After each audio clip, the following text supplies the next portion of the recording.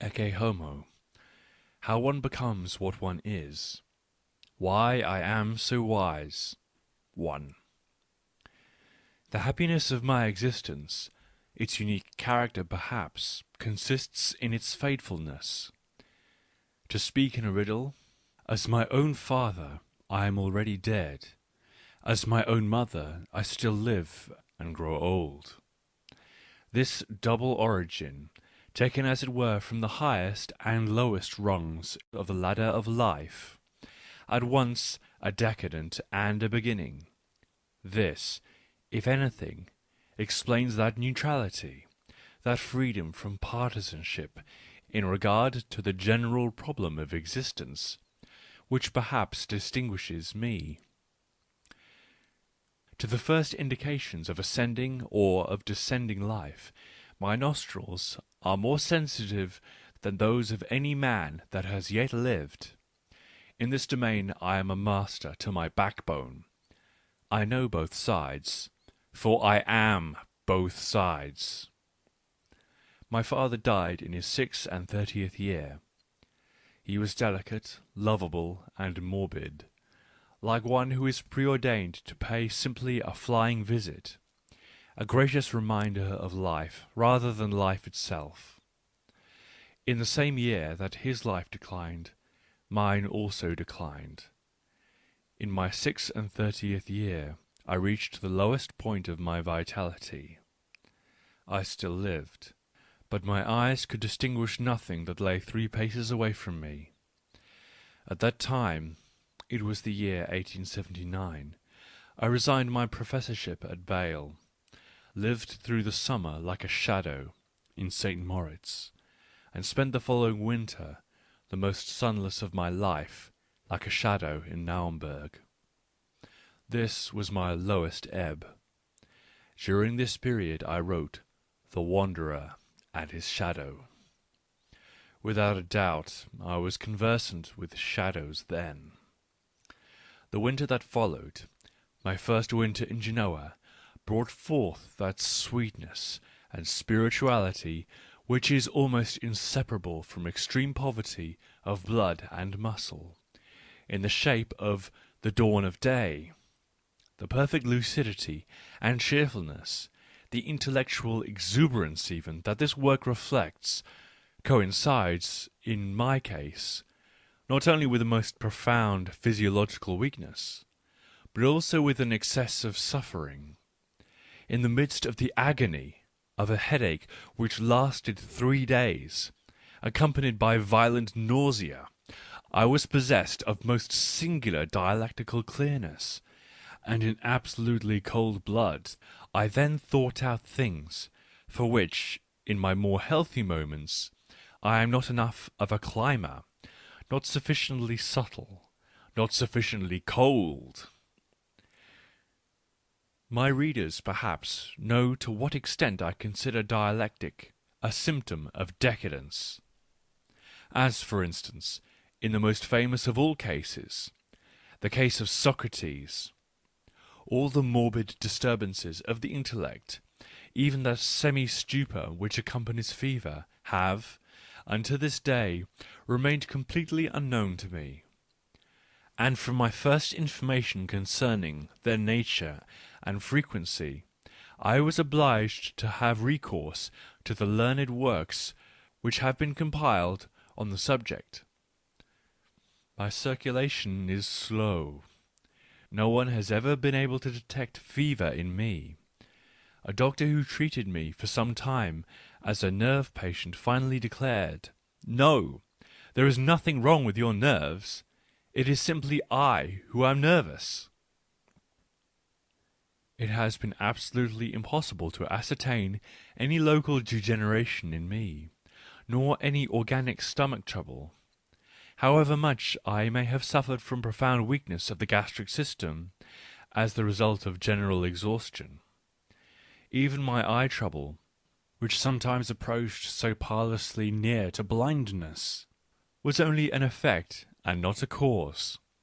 For whenever my general vital condition improved, my power of vision also increased. Having admitted all this, Do I need to say that I am experienced in questions of decadence? I know them inside and out. Even that filigree art of prehension and comprehension in general, that feeling for delicate shades of difference, that psychology of seeing through brick walls, and whatever else I may be able to do, was first learnt then, and is the specific gift of that period during which everything in me was subtilized. Observation itself, together with all the organs of observation. To look upon healthier concepts and values from the standpoint of the sick, and conversely to look down upon the secret work of the instincts of decadence from the standpoint of him who is laden and self-reliant with the richness of life. This has been my longest exercise, my principal experience. If in anything at all, it was in this that I became a master. Today my hand knows the trick. I now have the knack of reversing perspectives. The first reason, perhaps, why a transvaluation of all values has been possible to me alone. 2. For, apart from the fact that I am a decadent, I am also the reverse of such a creature. Among other things, my proof of this is that I always instinctively select the proper remedy when my spiritual or bodily health is low. Whereas the decadent, as such, invariably chooses those remedies which are bad for him. As a whole I was sound, but in certain details I was a decadent. That energy with which I sentenced myself to absolute solitude, and to a severance from all those conditions in life to which I had grown accustomed, my discipline of myself, and my refusal to allow myself to be pampered, to be tended hand and foot, and to be doctored, all this betrays the absolute certainty of my instincts respecting what at the time was most needful to me. I placed myself in my own hands. I restored myself to health. The first condition of success in such an undertaking, as every physiologist will admit, is that at bottom a man should be sound. An intrinsically morbid nature cannot become healthy. On the other hand, to an intrinsically sound nature, illness may even constitute a powerful stimulus to life, to a surplus of life. It is in this light that I now regard the long period of illness that I endured.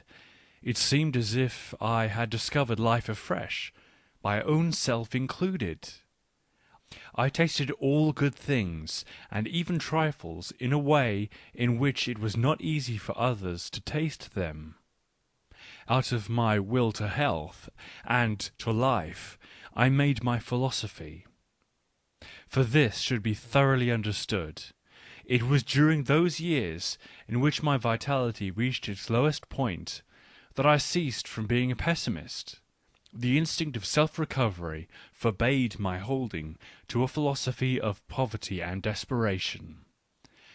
Now, by what signs are nature's lucky strokes recognized among men? They are recognized by the fact that any such lucky stroke gladdens our senses, that he is carved from one integral block, which is hard, sweet, and fragrant as well. He enjoys that only which is good for him. His pleasure, his desire, ceases when the limits of that which is good for him are overstepped. He divines remedies for injuries. He knows how to turn serious accidents to his own advantage. That which does not kill him makes him stronger. He instinctively gathers his material from all he sees, hears, and experiences. He is a selective principle. He rejects much. He is always in his own company, whether his intercourse be with books, with men, or with natural scenery. He honours the things he chooses, the things he acknowledges, the things he trusts. He reacts slowly to all kinds of stimuli, with that tardiness which long caution and deliberate pride have bred in him. He tests the approaching stimulus. He would not dream of meeting it halfway. He believes neither in ill luck nor guilt. He can digest himself and others. He knows how to forget. He is strong enough to make everything turn to his own advantage. Lo then, I am the very reverse of a decadent, for he whom I have just described is none other than myself. 3. This double thread of experiences, this means of access to two worlds that seem so far asunder, finds in every detail its counterpart in my own nature. I am my own complement. I have a second sight, as well as a first. And perhaps I also have a third sight. By the very nature of my origin, I was allowed an outlook beyond all merely local, merely national and limited horizons. It required no effort on my part to be a good European. On the other hand, I am perhaps more German than modern Germans, mere imperial Germans, can hope to be. I, the last anti-political German. Be this as it may, my ancestors were Polish noblemen. It is owing to them that I have so much race instinct in my blood. Who knows, perhaps even the liberum veto. Translator's footnote. The right which every Polish deputy, whether a great or an inferior nobleman, possessed of forbidding the passing of any measure by the Diet, was called in Poland the liberum veto, in Polish nie pozwalam, and brought all legislation to a standstill. End translator's note.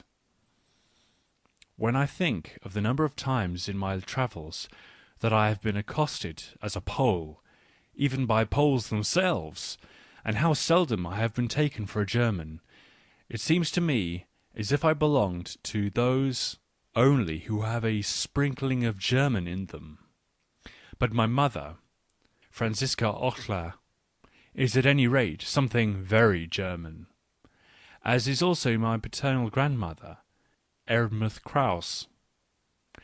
The latter spent the whole of her youth in good old Weimar, not without coming into contact with Goethe's circle. Her brother, Kraus, the professor of theology in Königsberg, was called to the post of general superintendent at Weimar after Herder's death. It is not unlikely that her mother, my great-grandmother, is mentioned in young Goethe's diary under the name of Mörtgen. She married twice, and her second husband was Superintendent Nietzsche of Ellenberg. In 1813, the year of the Great War, when Napoleon with his general staff entered Ellenberg on the 10th of October, she gave birth to a son. As a daughter of Saxony, she was a great admirer of Napoleon, and maybe I am so still. My father, born in 1813, died in 1849. Previous to taking over the pastorship of the parish of Rocken, not far from Lützen, he lived for some years at the castle of Altenburg, where he had charge of the education of the 4 princesses. His pupils are the Queen of Hanover, the Grand Duchess Constantine, the Grand Duchess of Oldenburg, and the Princess Theresa of Saxe-Altenburg. He was full of royal respect for the Prussian king, Friedrich William IV, from whom he obtained his living at Rocken. The events of 1848 saddened him extremely. As I was born on the 15th of October, the birthday of the king above mentioned, I naturally received the Hohenzollern names of Friedrich William. There was, at all events, one advantage in the choice of this day. My birthday throughout the whole of my childhood was a day of public rejoicing. I regard it as a great privilege to have had such a father. It even seems to me that this embraces all that I can claim in the matter of privileges. Life, the great yea to life, accept it. What I owe to him above all is this, that I do not need any special intention, but merely a little patience, in order involuntarily to enter a world of higher and more delicate things. There I am at home. There alone does my inmost passion become free. The fact that I have had to pay for this privilege almost with my life certainly does not make it a bad bargain. In order to understand even a little of my Zarathustra, perhaps a man must be situated and constituted very much as I am myself, with one foot beyond the realm of the living. 4. I have never understood the art of arousing ill feeling against myself. This is also something for which I have to thank my incomparable father, even when it seemed to him highly desirable to do so. However unchristian it may seem, I do not even bear any ill feeling towards myself. Turn my life about as you may, you will find but seldom, perhaps indeed only once, any trace of someone's having shown me ill will. You might perhaps discover, however, too many traces of goodwill. My experiences, even with those on whom every other man has burnt his fingers, speak without exception in their favour. I tame every bear. I can even make clowns behave decently. During the 7 years in which I taught Greek to the 6th form of the college in Bala, I never had occasion to administer a punishment. The laziest youths were diligent in my class. The unexpected has always found me equal to it. I must be unprepared in order to keep my self-command. Whatever the instrument was, even if it were as out of tune as the instrument man can possibly be, it was only when I was ill that I could not succeed in making it express something that was worth hearing. And how often have I not been told by the instruments themselves that they have never heard their voices express such beautiful things?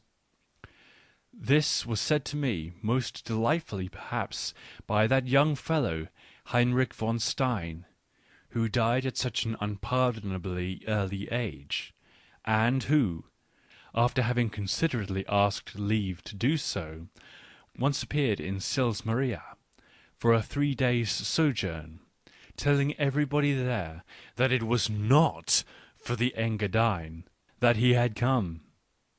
This excellent person, who with all the impetuous simplicity of a young Prussian nobleman had waded deep into the swamp of Wagnerism, and into that of Düringism into the bargain.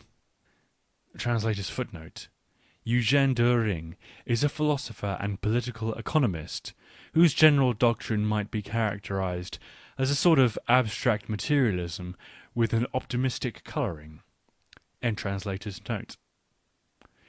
Seemed almost transformed during these 3 days by a hurricane of freedom, like one who has been suddenly raised to his full height and given wings.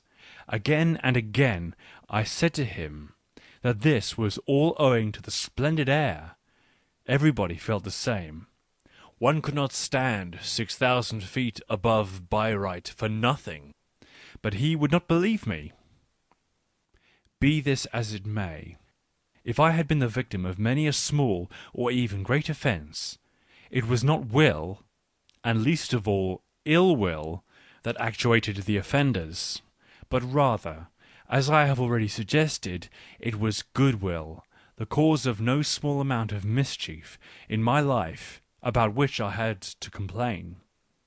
my experience gave me a right to feel suspicious in regard to all so-called unselfish instincts, in regard to the whole of neighbourly love, which is ever ready and waiting with deeds or with advice. To me, it seems that these instincts are a sign of weakness, that they are an example of the inability to withstand a stimulus. It is only among decadents that this pity is called a virtue. What I reproach the pitiful with is that they are too ready to forget shame, reverence, and the delicacy of feeling which knows how to keep at a distance. They do not remember that this gushing pity stinks of the mob, and that it is next of kin to bad manners. That pitiful hands may be thrust with results fatally destructive into a great destiny, into a lonely and wounded retirement, and into the privileges with which great guilt endows one. The overcoming of pity I reckon among the noble virtues.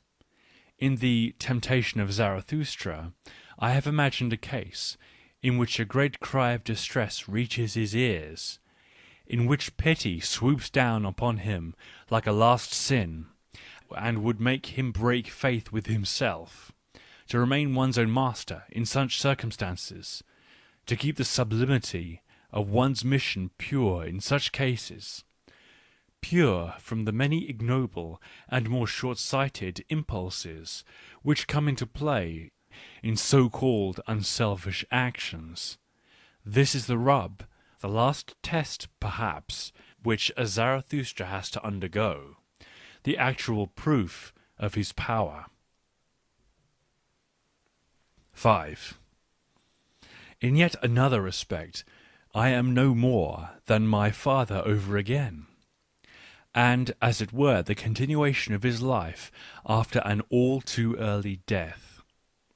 Like every man who has ever been able to meet his equal, and unto whom the concept retaliation is just as incomprehensible as the notion of equal rights, I have forbidden myself the use of any sort of measure of security or protection, and also, of course, of defence and justification, in all cases in which I have been made the victim either of trifling or even very great foolishness.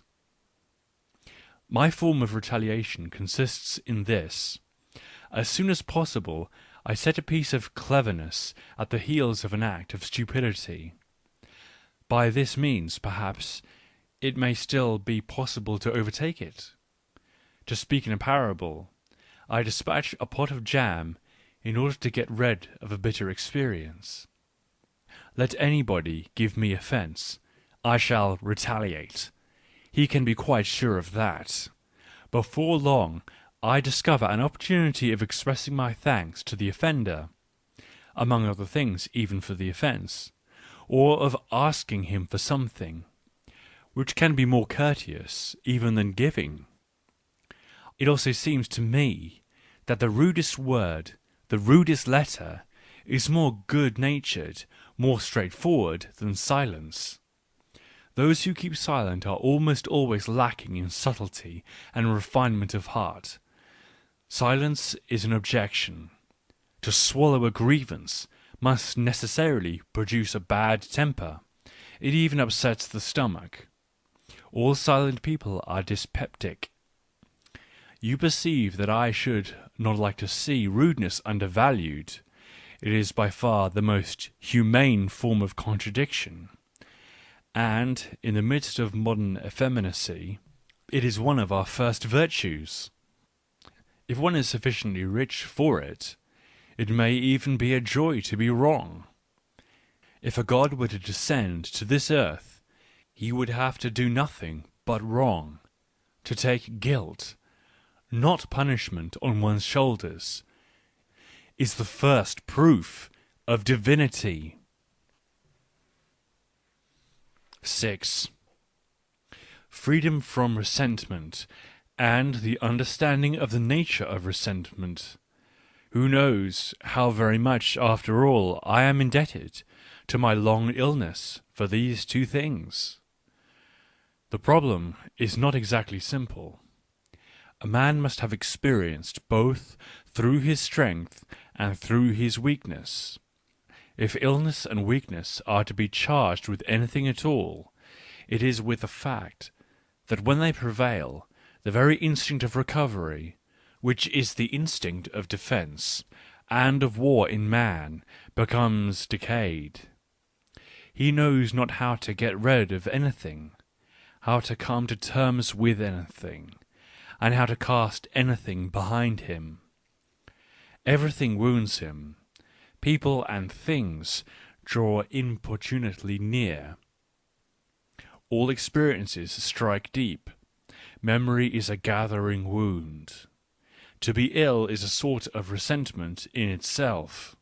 Against this resentment the invalid has only one great remedy. I call it Russian fatalism. That fatalism which is free from revolt, and with which the Russian soldier, to whom a campaign proves unbearable, ultimately lays himself down in the snow.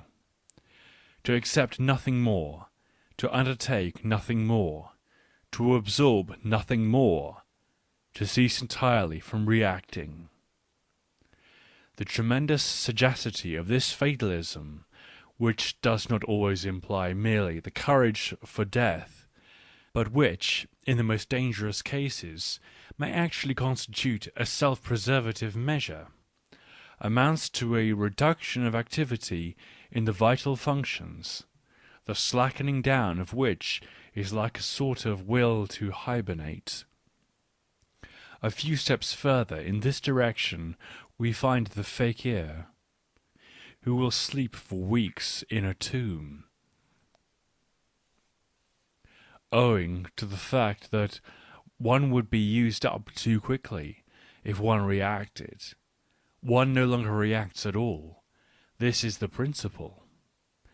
And nothing on earth consumes a man more quickly than the passion of resentment, mortification, morbid susceptibility, the inability to wreak revenge, the desire and thirst for revenge, the concoction of every sort of poison. This is surely the most injurious manner of reacting which could possibly be conceived by exhausted men. It involves a rapid wasting away of nervous energy, an abnormal increase of detrimental secretions, as for instance that of bile into the stomach. To the sick man, resentment ought to be more strictly forbidden than anything else. It is his special danger. Unfortunately, however, it is also his most natural propensity. This was fully grasped by that profound psychologist, Buddha. His religion, which it would be better to call a system of hygiene, in order to avoid confounding it with a creed so wretched as Christianity, depended for its effect upon the triumph over resentment. To make the soul free therefrom was considered the first step towards recovery. Not through hostility is hostility put to flight. Through friendship does hostility end. This stands at the beginning of Buddha's teaching. This is not a precept of morality, but of psychology. Resentment born of weakness is not more deleterious to anybody than it is to the weak man himself. Conversely, in the case of that man whose nature is fundamentally a rich one, resentment is a superfluous feeling, a feeling to remain master of which is almost a proof of riches. Those of my readers who know the earnestness with which my philosophy wages war against the feelings of revenge and rancour, even to the extent of attacking the doctrine of free will — my conflict with Christianity is only a particular instance of it — will understand why I wish to focus attention upon my own personal attitude. and the certainty of my practical instincts precisely in this matter. In my moments of decadence, I forbade myself the indulgence of the above feelings, because they were harmful. As soon as my life recovered enough riches and pride, however, I regarded them again as forbidden, but this time because they were beneath me. That Russian fatalism of which I have spoken manifested itself in me in such a way that for years I held tenaciously to almost insufferable conditions, places, habitations, and companions.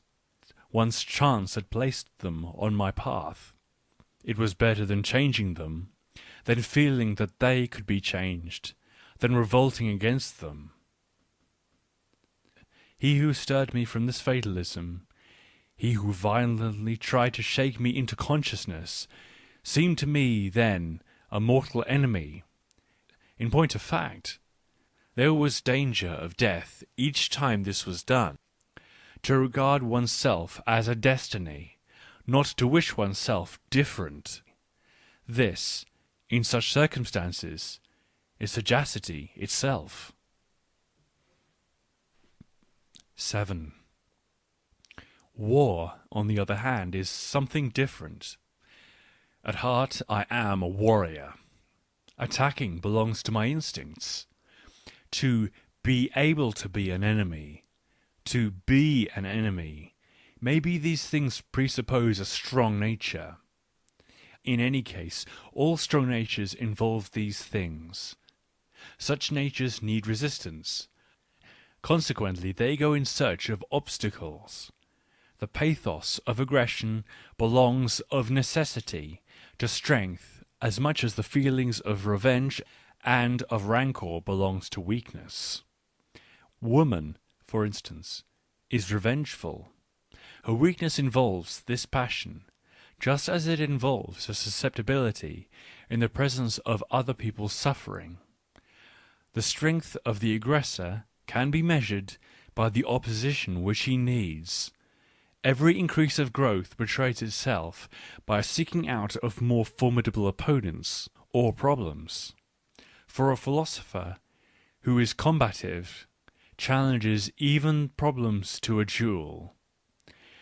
The task is not to overcome opponents in general, but only those opponents against whom one has to summon up all one's strength, one's skill, and one's swordsmanship. In fact, opponents who are one's equals. To be one's enemy's equal. This is the first condition of an honourable duel. When one despises, one cannot wage war.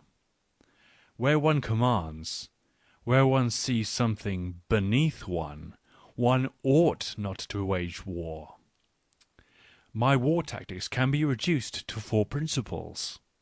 First, I attack only things that are triumphant. If necessary, I wait until they become triumphant. Secondly, I attack only those things against which I find no allies, against which I stand alone, against which I compromise nobody but myself. I have not yet taken one single step before the public eye which did not compromise me. That is my criterion of a proper mode of action. Thirdly, I never make personal attacks. I use a personality merely as a magnifying glass, by means of which I render a general but elusive and scarcely noticeable evil more apparent. In this way I attacked David Strauss, or rather the success given to a senile book by the cultured classes of Germany. By this means I caught German culture red-handed. In this way I attacked Wagner, or rather the falsity or mongrel instincts of our culture, which confounds the super-refined with the strong, and the effete with the great. Fourthly, I attack only those things from which all personal differences are excluded, in which any such thing as a background of disagreeable experiences is lacking. On the contrary, attacking is to me a proof of goodwill, and, in certain circumstances, of gratitude. By means of it, I do honour to a thing, I distinguish a thing, whether I associate my name with that of an institution or a person. By being against or for either is all the same to me. If I wage war against Christianity, I feel justified in doing so because in that quarter I have met with no fatal experiences and difficulties. The most earnest Christians have always been kindly disposed to me. I, personally, the most essential opponent of Christianity, am far from holding the individual responsible for what is the fatality of long ages. 8. May I be allowed to hazard a suggestion concerning one last trait in my character, which in my intercourse with other men has led me into some difficulties? I am gifted with a sense of cleanliness, the keenness of which is phenomenal, so much so that I can ascertain physiologically, that is to say, smell, the proximity, nay, the innermost core, the entrails of every human soul. This sensitiveness of mine is furnished with psychological antennae, wherewith I feel and grasp every secret, the quality of concealed filth lying at the base of many a human character, which may be the inevitable outcome of base blood, and which education may have veneered, is revealed to me at the first glance. If my observation has been correct, such people, whom my sense of cleanliness rejects, also become conscious, on their part, of the cautiousness to which my loathing prompts me, and this does not make them any more fragrant. In keeping with the custom which I have long observed, pure habits and honesty towards myself are among the first conditions of my existence. I would die in unclean surroundings. I swim, bathe, and splash about, as it were, incessantly in water, in any kind of perfectly transparent and shining element.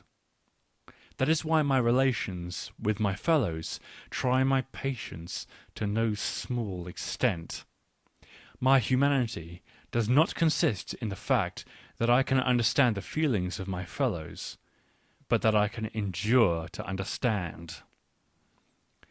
My humanity is a perpetual process of self-mastery, but I need solitude, that is to say, recovery, return to myself, the breathing of free, crisp, bracing air. The whole of my Zarathustra is a diatribe in honour of solitude, or, if I have been understood, in honour of purity. Thank heaven, it is not in honour of pure foolery. Translator's note. This, of course, is a reference to Wagner's Parsifal. See my note on page 96 of The Will to Power, Volume 1. End translator's note. He who has an eye for colour will call him a diamond. The loathing of mankind, of the rabble, was always my greatest danger. Would you hearken to the words spoken by Zarathustra concerning deliverance from loathing?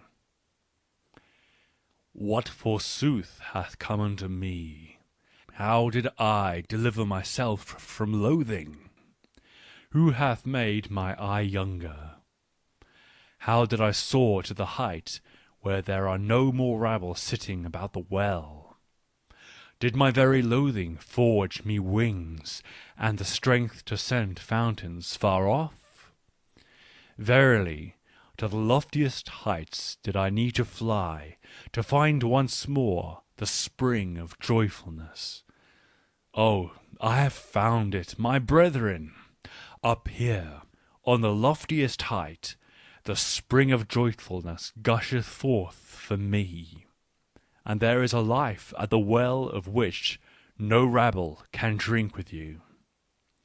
Almost too fiercely doth thou rush for me, thou spring of joyfulness, and oft times dost thou empty the pitcher again in trying to fill it. And yet I must learn to draw near thee more humbly. Far too eagerly doth my heart jump to meet thee. My heart, whereon my summer burneth, my short, hot, melancholy, over-blessed summer. How my summer heart yearneth for thy coolness. Farewell, the lingering afflictions of my spring. Past is the wickedness of my snowflakes in June. Summer have I become entirely, and summer noontide. A summer in the loftiest heights, with cold springs and blessed stillness. O come, my friends, that the stillness may wax even more blessed, for this is our height and our home. Too high and steep is our dwelling for all the unclean and their appetites. Do but cast your pure eyes into the well of my joyfulness, my friends. How could it thus become muddy? It will laugh back at you with its purity. On the tree called Future do we build our nest. Eagles shall bring food in their beaks unto us lonely ones. Verily, not the food whereof the unclean might partake. They would think they ate fire, and would burn their mouths. Verily, no abodes for the unclean do we here hold in readiness. To their bodies our happiness would seem an ice cavern, and to their spirits also. And like strong winds will we live above them, neighbours to the eagles, companions of the snow, and playmates of the sun. Thus do strong winds live. And like a wind shall I one day blow amidst them, and take away their soul's breath with my spirit. Thus my future willeth. Verily, a strong wind is Zarathustra to all low lands, and this is his counsel to his foes and to all who spit and spew. Beware of spitting against the wind.